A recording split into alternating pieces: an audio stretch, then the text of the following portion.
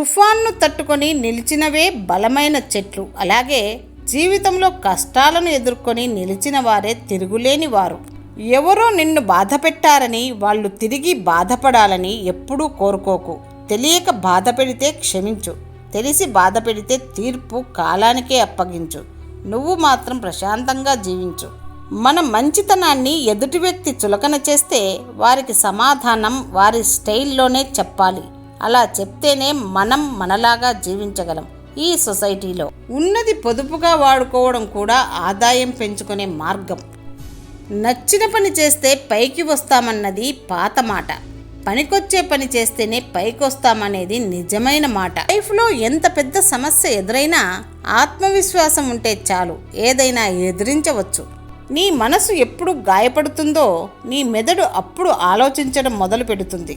వదిలి ఉండలేని ప్రతి ఇష్టాన్ని ప్రేమించడమైనా నేర్చుకోవాలి, భరించడమైనా నేర్చుకోవాలి. నీవు ఎప్పుడైనా నీ మీద దాడి చేసే శత్రువుకు కాదు, నిన్ను పొగిడే నీ స్నేహితుడి గురించి భయపడు. సంతృప్తి పేదవారిని ధనవంతులను చేస్తుంది. తృప్తి లేకపోవటం అనేది ధనవంతులను పేదవారిని చేస్తుంది.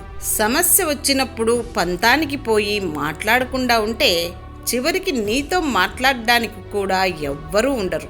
ధనం ఎక్కువగా ఉన్నప్పుడు ఖర్చు చేసే గుణం తగ్గించుకో. కోపం ఎక్కువగా ఉన్నప్పుడు మాటలను అదుపు చేసుకునే గుణాన్ని అలవరుచుకో.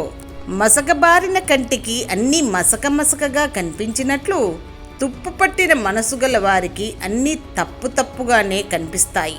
గుర్తుంచుకో, చివరి వరకు ఏదీ శాశ్వతం కాదు. నిన్ను నువ్వు మలచుకుంటేనే జీవితం మొదలవుతుంది.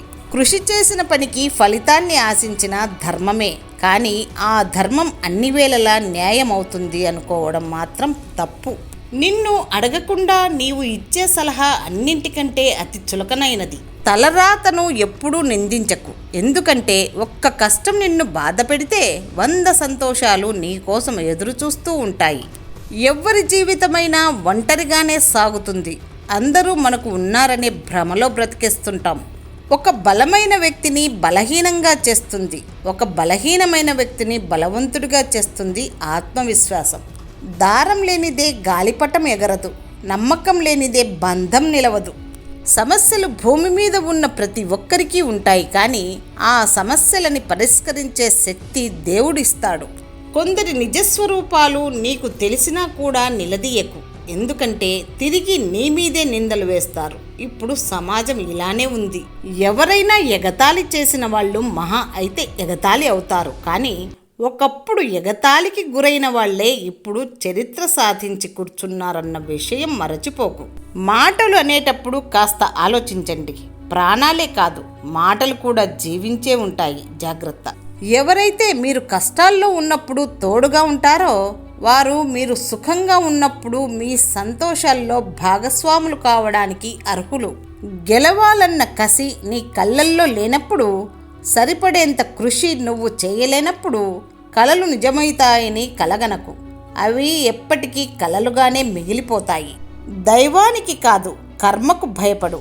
దైవం క్షమించిన కర్మం అనుభవించవలసిందే. మనసు మాట వినలేదనే వంకతో తప్పు చేసి అందరిలో చులకన కావద్దు. మనిషి మాట వినలేదని అందరికీ దూరంగా ఉండి ఒంటరి కావద్దు. ఒక విషయంలో నీకు పూర్తి అవగాహన లేకపోతే నీకు ఇష్టం వచ్చినట్లు మాట్లాడడం మంచిది కాదు. విషయ పరిజ్ఞానం పెంచుకున్న తర్వాత మాట్లాడితే మంచిది. ఒక స్త్రీ పురుషుడి నుండి ఏమి కోరుకుంటుందో తెలుసా? గౌరవం, గుర్తింపు, ప్రేమ, భద్రత.